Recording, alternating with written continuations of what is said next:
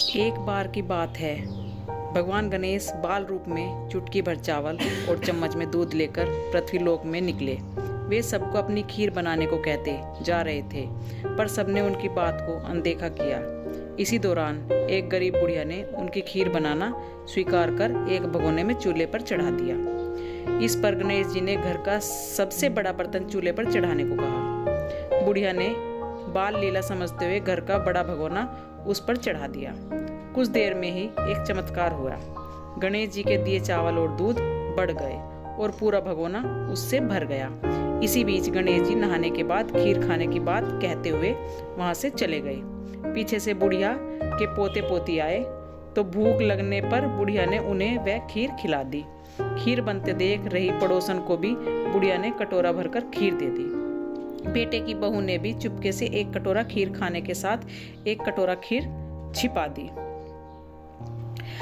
इसके बाद भूख लगी तो बुढ़िया ने भी खीर खाने के लिए हाथ में ली और बोली, आजा रे गणेशिया, खीर खा ले। तभी गणेश जी वहां पहुंच गए और बोले, मैंने तो खीर पहले से खा ली।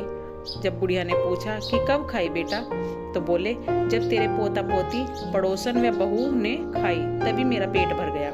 इसके बाद जब बुढ़िया ने बाकी बची खीर के उपयोग के बारे में पूछा तो गणेश जी ने उसे नगर में बांटने को कहा। जब बुढ़िया ने खीर बांटी तो राजा को भी इस बात का पता लग गया। इस पर उसने बुढ़िया को अपने दरबार में बुला लिया। सारा माजरा जानकर उसने बुढ़िया का खीर का भगोना अपने पास मंगा लिया।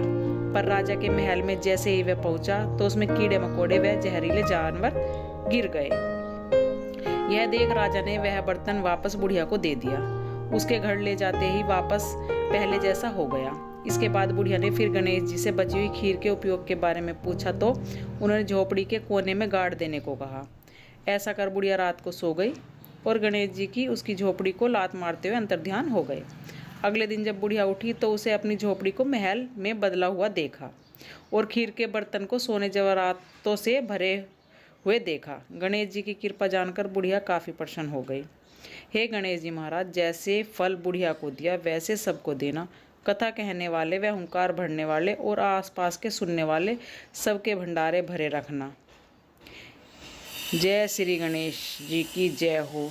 प्लीज़ अगर मेरे चैनल पर नए हो तो सब्सक्राइब करना, लाइक करना और शेयर करते रहना। धन्यवाद।